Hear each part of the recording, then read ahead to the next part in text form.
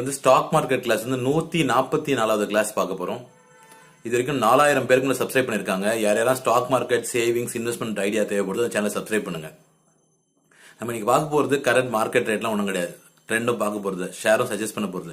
இன்னைக்கு நம்ம பார்க்க போறது வந்து முக்கியமான கான்செப்ட் பவர் ஆஃப் காம்பவுண்டிங் சொல்லுவாங்க. அதாவது காம்பவுண்டிங்கிறது டபுளா ஆகுறது தான் காம்பவுண்டிங். சிம்பிள் பேசிக்கா. ஃபார் எக்ஸாம்பிள் வந்து ஒரு 1 லட்சம் ரூபாய் நீங்க ஒரு இடத்துல முதலீடு பண்றீங்க, அது 5 வருஷத்துல டபுள் ஆகுதுன்னு வச்சுங்க. இப்போ 1 லட்சம் 2 லட்சமா மாறுது. அப்போ வந்து அதுக்கு அடுத்த வருஷம் வந்து 2ன்றது 4 மாறும், அப்புறம் 4ன்றது 8 மாறும். இந்த மாதிரி டபுள் ஆகிட்டு போகும்ல.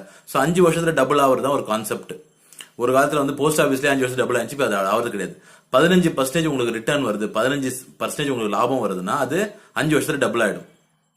இப்போ 15% ஸ்டாக் மார்க்கெட்டே 17-18% வந்துட்டு இருக்குது.